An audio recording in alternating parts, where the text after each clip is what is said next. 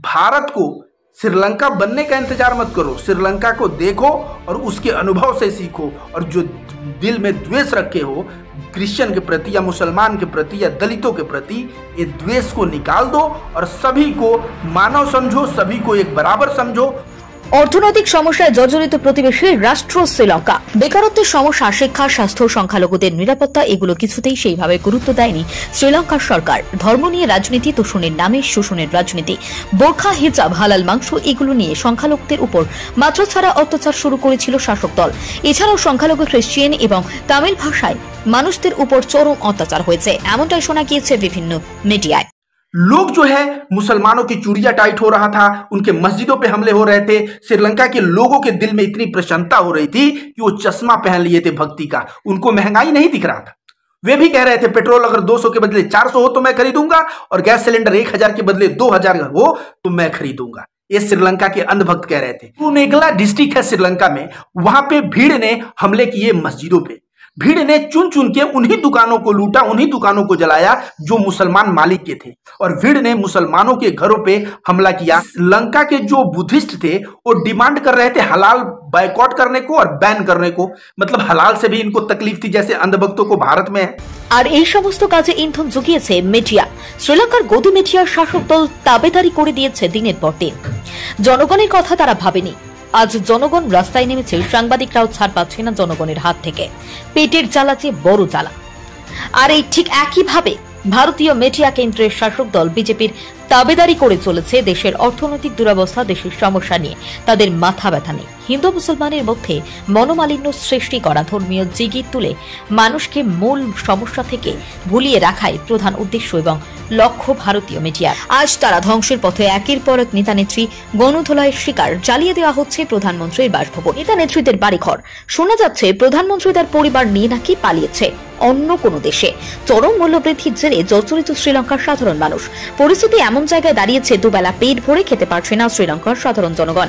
একনায়কতন্ত্র এবং ধর্ম নিয়ে রাজনীতির কারণে শ্রীলঙ্কা ধ্বংসের পথে বলে মনে করা হচ্ছে। প্রায় একই পথ ধরে চলছে ভারত সরকার। জায়গায় জায়গায় সংখ্যালঘুদের উপর অত্যাচার, নির্যাতন, অর্থনৈতিক দুরবস্থা, জিডিপি নিম্নগামী, চরম মূল্যবৃদ্ধি।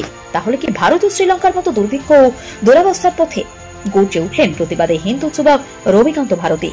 চলুন তার तथ्यभित्तिक गुरुत्वपूर्ण आलोचना আমরা শুনে নেব। दोस्तों नमस्ते, मेरा नाम रविकांत भारती है। श्रीलंका की स्थिति के बारे में आप सभी जानते हैं कि कैसे गर्त की स्थिति में श्रीलंका चला गया है, जहां पे महंगाई चरम सीमा पे है और अब भूखमरी भी शुरू हो गई है। जब लोग अपने बच्चों को, अपने पत्नी को भूख से तड़पते देख रहे हैं तो ऐसे में लोग जो है सड़कों पे आके विरोध करने लगे हैं, और विरोध में जहां भी अंधभक्त इनको दिख रहे हैं वहां ही अंधभक्तों की पिटाई कुटाई, और यहां तक कि वहां उनके कपड़े भी फाड़ दिए जा रहे हैं। जो पत्रकार हैं, ये पत्रकार जो दलाल पत्रकार थे ये भागे फिर रहे हैं, लेकिन इन दलाल पत्रकारों को भी पकड़ के इनकी अच्छे से धुलाई शुरू हो गई।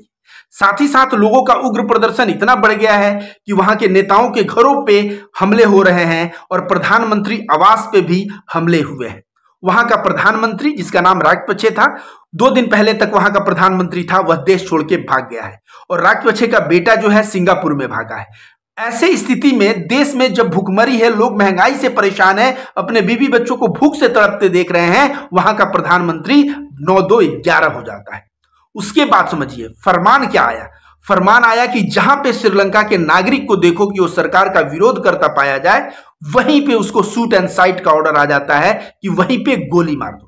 अब आप कहेंगे श्रीलंका तो एक लोकतांत्रिक देश है, फिर सरकार का इतना तानाशाही रवैया क्या? तो मैं कहूंगा कि श्रीलंका में नाम का लोकतंत्र रह गया था। सरकार तानाशाह वहां की हो चुकी थी, वहां फासिस्ट गवर्नमेंट हो चुका था। इसका पहचान क्या है? जहां भी बहुसंख्यक समाज को सरकार फेवर करने लगे, पक्ष लेने लगे, और अल्पसंख्यक समाज पे अत्याचार होने लगे, आप समझ लीजिए कि उस देश में तानाशाही कायम हो गया है। अब आप बोलेंगे मैं ये क्या कह रहा हूं? जी हां, प्रशांत भूषण जो वकील थे, 1 रुपया पेनाल्टी भरे थे, आपको याद होगा, उन्होंने ट्वीट किया है। उनका ट्वीट मेरे पास है। उन्होंने कुछ न्यूज़पेपर के कटिंग डाले हैं, जिसमें द हिंदू का एक न्यूज़ है, जिसमें कुरुनेगला डिस्ट्रिक्ट है श्रीलंका में, वहां पे भीड़ ने हमले किए मस्जिदों पे। भीड़ ने चुन चुन के उन्हीं दुकानों को लूटा, उन्हीं दुकानों को जलाया जो मुसलमान मालिक के थे, और भीड़ ने मुसलमानों के घरों पे हमला किया।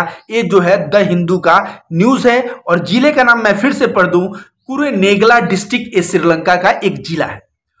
सोचिए, तो जहां भी अल्पसंख्यक वर्ग पे अत्याचार, देखिए अल्पसंख्यक वर्ग पे अत्याचार हो रहा था।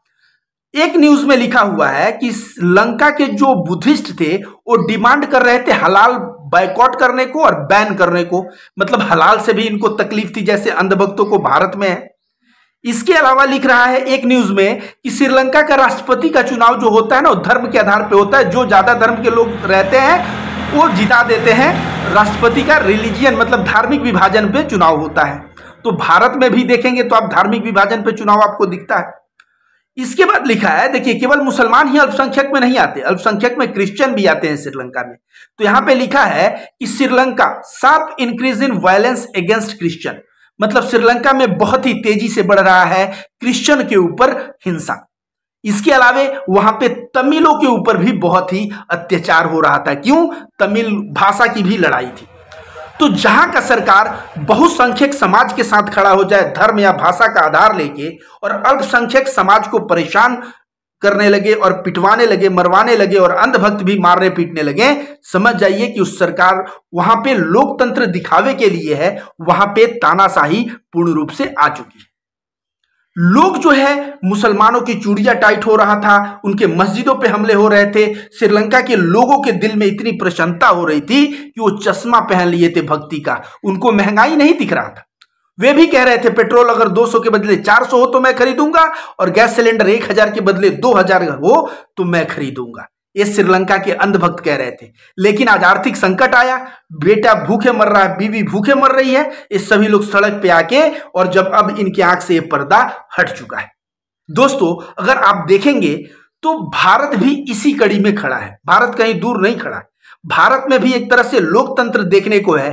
फासिस्ट गवर्नमेंट कब्जा कर ली है, और फासिस्ट गवर्नमेंट करती क्या है? अल्पसंख्यकों पे अत्याचार।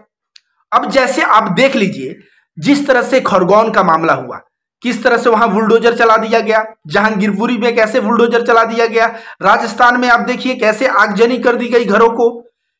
तो ये जो है, और जो गोदी मीडिया के पत्रकार पूरे दिन बकबक कर रहे हैं, इन गोदी मीडिया के पत्रकार, जाओ श्रीलंका के पत्रकारों को देखो कैसे उनकी कुटाई और पिटाई हो रही है। और तुम लोगों को यह भी देखना है कि वहां का दलाल पत्रकार वहां के प्रधानमंत्री के पद को बचा नहीं पाया, प्रधानमंत्री को लात मार के जो है वहां से कुर्सी से बेदखल कर दिया गया। आज देश छोड़ के भागने की नौबत आ गई।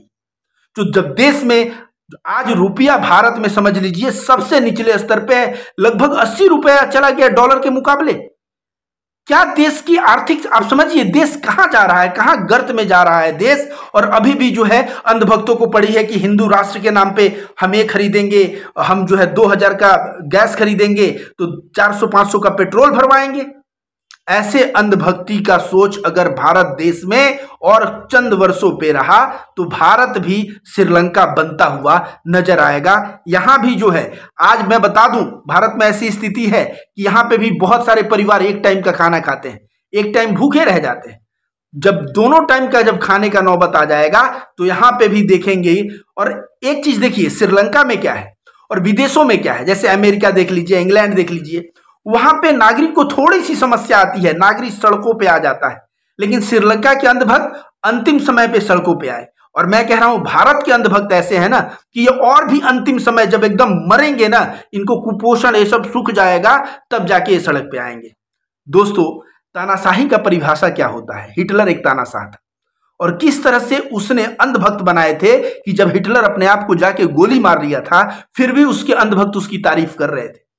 और बाद में उन अंधभक्तों के साथ क्या सिचुएशन हुआ आप सभी जानते हैं। वहां के एक से एक बुद्धि प्रबुद्ध लोग जो अपने आप को भी तथाकथित भारत में प्रबुद्ध बन रहे हैं, और ये जो चमचे बने हुए हैं, जो अंधभक्त बने हुए हैं, गोबर भक्त बने हुए हैं, जो गोमूत्र और गाय की गोबर की दुहाई देते हैं, ऐसे वहां पे जो जर्मनी में थे उस वक्त, वे लोग भी हिटलर के पूरे एकदम साथ में साथ मिला के खड़े थे।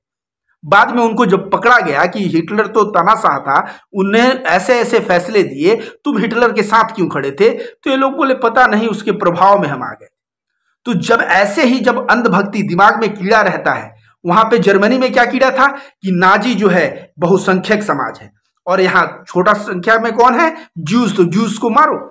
और यही आरएसएस का गोलवालकर और अब सावरकर ये सब पढ़ेंगे तो तो ये लोग घोषित क्या कर दिए थे, हिटलर को विष्णु का अवतार बता दिए थे, क्योंकि वो बहुसंख्यक समाज के साथ खड़ा है और अल्पसंख्यकों को पीट रहा है। एक कहावत है, उत्तर प्रदेश में एक नारा लगता है, जो हिटलर की चाल चलेगा वो हिटलर की मौत मरेगा। तो हिटलर की चाल जो हिटलर ने चला, वो किस तरह से हिटलर का मौत हुआ, वो सभी आप लोग देख रहे हैं। तो याद रखो दोस्तों, तानाशाही का उम्र बहुत ज्यादा नहीं होता, इसलिए धर्म के नाम पे, भाषा के नाम पे, जाति के नाम पे बट के और जो है किसी भी कम संख्या के लोग जो हैं उन धर्मों पे अत्याचार, उन जातियों पे अत्याचार, ऐसा अत्याचार जो है गलत है। और ऐसा अत्याचार जो है फ्यूचर में भारत को भी गर्त के गर्त में लेके जा सकता है। इसलिए मैं ये नहीं कहूंगा कि आप लोग क्या करें, मैं बस इतना बताऊंगा कि आप लोग अपने चश्मे को उतारें और चश्मे को उतार के अपने बुद्धि विवेक से काम लें और बुद्धि विवेक से सोचें कि आज भारत में 30 रुपए का पेट्रोल 120 रुपए में क्यों बिक रहा है। सरकार कितना, कोई 300% टैक्स लेता है। आज भारत में प्राइमरी स्कूल में शिक्षा का स्तर इतना खराब क्यों है कि एक गरीब जो प्राइवेट स्कूल में नहीं पढ़ा सकता, प्राइमरी स्कूल में भेजता है, तो उसका बेटा जो है केवल मिड डे मील खाता है और उसका बेटा जो है पढ़ता नहीं है, उसका दिमाग शिक्षित नहीं होता, फिर जो है वो मजदूरी का काम करते रहता है। शिक्षा के ऊपर सरकार की जवाबदेही का हम लोगों ने, स्वास्थ्य विभाग चले जाइएगा, हॉस्पिटल में, सरकारी अस्पताल का क्या हाल है, क्या कंडीशन है। सड़क का प्रत्येक वर्ष 2 लाख लोग एक्सीडेंट में मारे जा रहे हैं। सोचिए बेरोजगारी का क्या आलम है। सरकार ऐसी आर्थिक नीति क्यों नहीं बनाई जिससे यहां पे एफडीआई ज्यादा आया, यहां पे ज्यादा का ज्यादा रोजगार क्यों नहीं मिला लोगों को। इन सारे मुद्दों से हम लोग हट के और हम लोग खड़े हो गए हैं धर्म को लेके कि हिंदू राष्ट्र बनेगा तो हिंदू धर्म की जय, तो मुसलमानों को मारो तो क्रिश्चियनों को मारो। ऐसा करोगे तो समझ लो वही होगा। याद रखो, एक व्यक्ति ने कहा है कि खुद की जिंदगी इतनी लंबी नहीं कि तुम गलती करो और गलती से सीखो, बल्कि दूसरों की भी जिंदगी को देखो और उसकी गलती से भी सीखो। तो वही मैं कहूंगा, भारत को श्रीलंका बनने का इंतजार मत करो, श्रीलंका को देखो और उसके अनुभव से सीखो। और जो दिल में द्वेष रखे हो क्रिश्चियन के प्रति या मुसलमान के प्रति या दलितों के प्रति, ये द्वेष को निकाल दो और सभी को मानव समझो, सभी को एक बराबर समझो। और नहीं समझोगे, केवल वोट करते रहोगे धर्म के नाम पे, तो क्या होगा, एक दिन श्रीलंका में जो बीवी और बच्चे भूखे तड़प रहे हैं, तो वैसे ही तुम्हारे बीवी बच्चे भूखे तड़पेंगे और तब तुम जाके सड़क पे आओगे और तब कहीं तुम्हारे आंख का पर्दा जो है हटेगा। तो इतना इंतजार मत करिए, आप लोग अपने दिमाग से जो कीड़ा है नफरत का, उसको निकाल के फेंकिए और भारत को श्रीलंका बनने से बचाइए। धन्यवाद।